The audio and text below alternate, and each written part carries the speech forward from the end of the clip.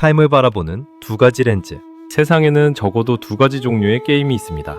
하나는 이기기 위해 플레이하는 유한한 게임이고, 다른 하나는 놀이를 계속하기 위해 플레이하는 무한한 게임입니다. 유한한 게임의 조건은 바로 승리와 끝입니다. 유한한 게임은 누군가 승리할 때 명확히 끝이 나죠. 승자는 모든 플레이어가 동의할 때 결정되며 이 결말을 향해 가는 것이 유한한 게임의 유일한 목적입니다. 모든 게임의 근본적인 전제는 자발적 참여의 원칙입니다. 억지로 해야 하는 놀이는 더 이상 놀이가 아니기 때문이죠. 유한한 게임이든 무한한 게임이든 모든 플레이어는 전적으로 자신의 자유로운 의지에 따라 게임에 참여해야만 합니다. 유한한 게임은 명확한 경계를 설정합니다. 시간적, 공간적, 그리고 참여자의 수적 경계를 가지죠. 언제 시작하고 끝나는지, 어디서 누구와 함께 경쟁할 것인지가 외부로부터 명확하게 규정됩니다. 반면 무한한 게임은 무경계성을 특징으로 합니다. 시간과 공간, 참가자의 제한이 없죠. 이 게임의 유일한 목적은 바로 경계를 무너뜨리고 더 많은 사람을 놀이로 끌어들여 게임을 계속하는 것입니다. 규칙의 역할 또한 전혀 다릅니다. 유한한 게임에서 규칙은 누가 이겼는지 판가름하기 위한 계약이므로 도중에 규칙이 바뀌면 안 되죠. 하지만 무한한 게임에서는 놀이가 끝날 위기에 처하면 언제든 규칙을 바꿉니다. 유한한 플레이어는 주어진 한계 안에서 플레이합니다. 그러나 무한한 플레이어는 죽음과 같은 한계조차 놀이의 일부로 끌어안으며 한계와 함께 플레이하죠. 이는 한계를 받아들이고 그 안에서 새로운 가능성을 찾는 태도입니다. 유한한 게임에 깊이 몰입하려면 우리는 자유의 자발적 은폐, 즉 셀프 베일링이 필요합니다.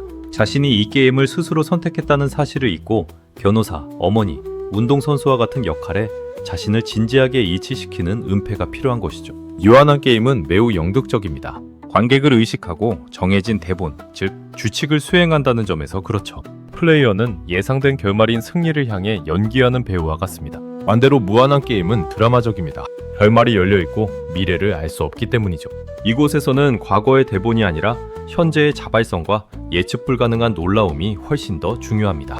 유한한 플레이어는 과거의 통제를 통해 뜻밖의 상황을 막고 미래를 통제하려 훈련합니다. 하지만 무한한 플레이어는 미래의 놀라움을 기대하며 자신을 엽니다. 놀라움이야말로 무한한 놀이를 계속하게 하는 원동력이 되기 때문입니다. 유한한 게임의 승자가 얻는 것은 바로 타이틀입니다. 위너, CEO, 챔피언과 같은 타이틀은 과거의 승리를 타인에게 영구적으로 인정받는 표식이며 영원히 늙지도 죽지도 않는 불멸성을 띠는 것처럼 보입니다. 죽음에도 두 가지 의미가 있습니다. 유한한 게임에서 죽음은 더 이상 플레이할 수 없는 패배를 뜻하죠. 게임 오버입니다. 하지만 무한한 플레이어에게 죽음은 게임의 끝이 아니라 다른 이들이 놀이를 이어가도록 자신의 자리를 내어주는 행위입니다. 유한한 플레이어는 삶을 소유해야 할 대상으로 봅니다. 생존과 삶 자체를 쟁취해야 할 보상으로 여기며 삶이 수단이 되죠. 하지만 무한한 플레이어는 삶을 소유하지 않고 그저 기쁘게 살아갈 뿐입니다. 무한한 플레이어는 과거의 훈장인 타이틀 대신 고유하고 열린 미래를 상징하는 이름만을 가집니다. 서로를 이름으로 부를 때 비로소 관계는 진정으로 역동적으로 변하게 됩니다. 권력의 본질은 무엇일까요? 권력은 타이틀에 대한 타인의 복종을 전제로 합니다. 과거의 승리를 근거로 타인의 저항을 무너뜨리는 양적이고 비교 가능한 힘이 바로 권력입니다. 무한한 플레이어는 권력이 아니라 강함을 추구합니다. 강함이란 타인을 내 뜻대로 통제하는 것이 아니라 타인이 자신의 자유와 천재성을 발휘하도록 허용하는 능력인 것이죠. 악은 언제 탄생할까요? 악은 무한한 놀이를 강제로 끝내고 침묵을 강요할 때 발생합니다.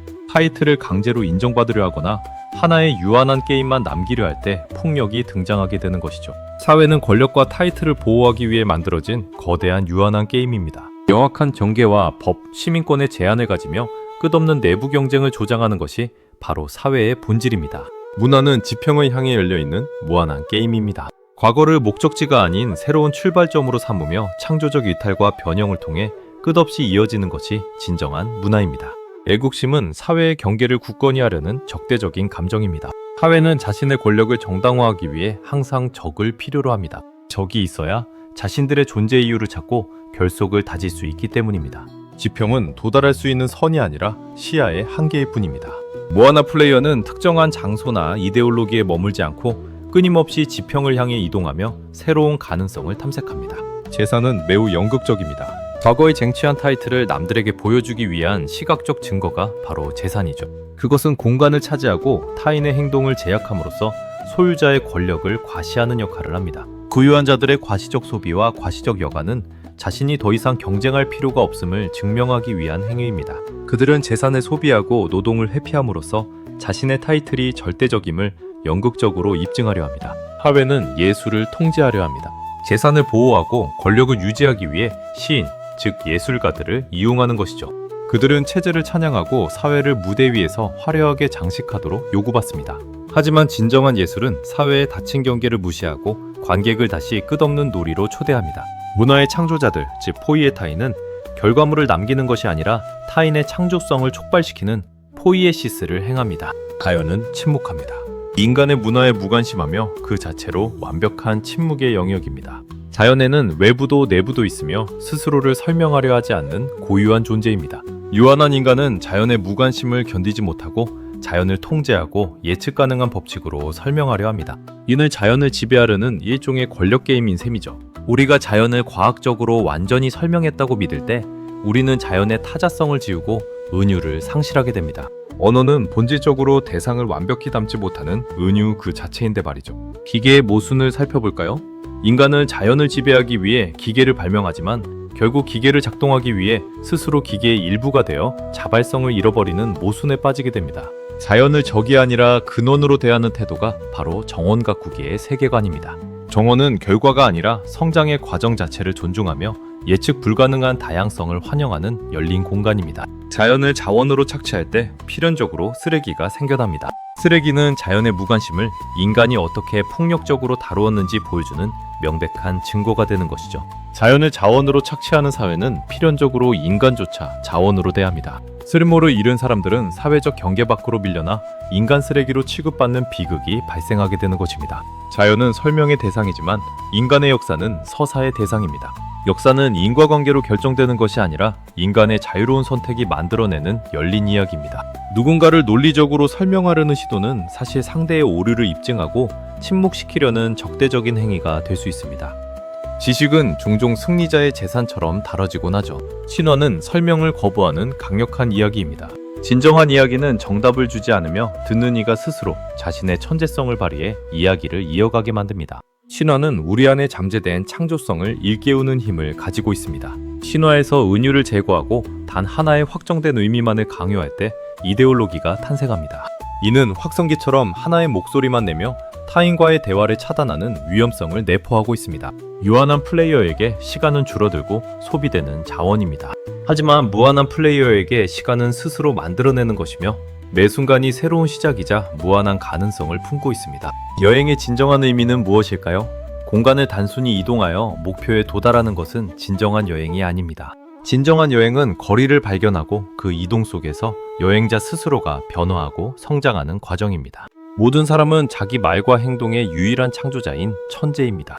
우리는 누군가의 대본을 연기하는 것이 아니라 매 순간 나만의 고유한 중심에서 세상을 만나는 존재입니다. 나는 내 삶의 천재다. 누군가를 진정으로 변화시키는 것은 강제적인 움직임이 아니라 서로의 자유로운 중심이 공명하는 만짐의 미학입니다.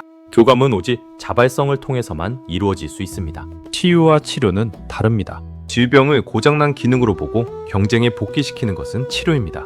반면 질병을 포함한 온전한 개인의 중심을 회복시켜 다시 삶을 놀이로 즐기게 하는 것이 바로 진정한 치유입니다. 유한한 성은 상대를 정복하고 소유물로 만들어 권력을 확인하려는 치열한 경쟁입니다. 이 게임에서 최종 보상은 패배한 상대방 그 자체가 되어버리죠. 반면 무한한 플레이어에게 성은 통제가 아니라 스스로를 개방하는 과정입니다.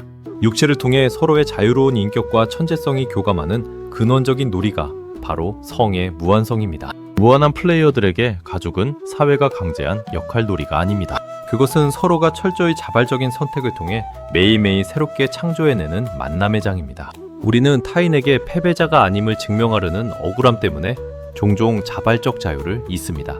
나의 천재성을 되찾기 위해서는 과거의 상처와 속박을 과거로 놓아주어야 합니다. 이것이 바로 과거를 놓아주는 법입니다. 유한한 플레이어는 언제나 자신을 주시하고 평가하는 청중의 시선에 갇혀 있습니다. 청중의 함정이죠. 승리하면 승리할수록 청중의 기대를 방어해야 하는 압박은 더 커집니다. 관찰을 넘어선 보기가 필요합니다. 한계 안에서 대상만 쳐다보는 것, 즉 루킹앳를 넘어 그 대상을 규정하는 한계 자체를 통찰하는 것, 즉 seeing이 필요합니다. 이는 세상을 재구성하는 시인의 시선과 같습니다. 출생은 단순히 과거 유전자의 반복이 아닙니다. 그것은 세상이 예측 불가능한 천재성이 폭발적으로 등장하여 기존의 서사를 뒤흔드는 절대적이고 고유한 시작입니다. 무한한 언어는 상대를 굴복시키려는 연설이 아니라 상대가 자신의 언어를 찾도록 이끄는 경청입니다. 진정한 대화는 침묵 속에서 메아리칩니다. 우리는 사회와 권력, 재산이라는 유한한 게임을 완전히 피할 수는 없습니다. 하지만 그 게임조차 내가 원해서 하는 놀이임을 자각할 때 우리는 비로소 자유로워집니다. 이것이 바로 유한한 세상 속의 무한한 놀이입니다. 유한한 게임은 결과를 통제하려는 두려움과 심각함을 낳습니다. 하지만 무한한 게임은 통제할 수 없는 미래의 놀라움을 기꺼이 껴안는 환희와 웃음을 만들어냅니다. 두려움에서 기쁨으로 나아가는 여정이죠. 모든 것을 예측하고 지배하려는 마스터 플레이어의 삶은 고립된 죽음과 같습니다. 우리는 마스터 플레이어를 넘어서 결과를 모른 채 다른 이들과 어울려 뛰어드는 초보자가 되어야 합니다. 유한한 플레이어가 불멸의 타이틀을 갈망한다면 무한한 플레이어는 삶의 매 순간마다 낡은 자아를 허물고 새롭게 태어나는 영원한 탄생을 선택합니다. 영생보다 영원한 탄생을 택하는 것이죠.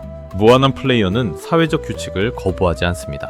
다만 그 규칙을 절대적인 진리가 아니라 서로가 동의한 유연한 형식으로 받아들이며 문화를 풍성하게 변주합니다.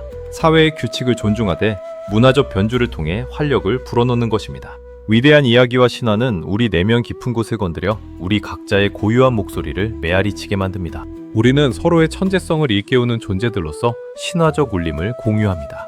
자연의 무관심도, 타인의 예측 불가능한 변화도 우리에게 위협이 아닙니다. 불확실성의 수용은 우리의 무한한 창조성과 유의를 끌어내는 가장 완벽한 초대장입니다. 결과물인 포이에마를 남기는 데 집착하지 마십시오. 살아가는 과정 그 자체가 아름다운 창조, 즉 포이에시스가 될 때 우리의 삶은 그 자체로 끝없는 예술이 됩니다. 승자 없는 게임을 추구해야 합니다. 패자를 만들어야만 승리할 수 있는 게임의 굴레에서 벗어나십시오. 상대를 강하게 만들어 함께 성장하는 놀이만이 우리를 진정한 의미에서 살아있게 합니다. 이 세상에는 단 하나의 무한한 게임만이 존재합니다. 그것은 세상의 모든 경계를 넘나들며 우리의 삶을 닫힌 결말이 아닌 끝없는 가능성으로 활짝 열어두는 놀이입니다.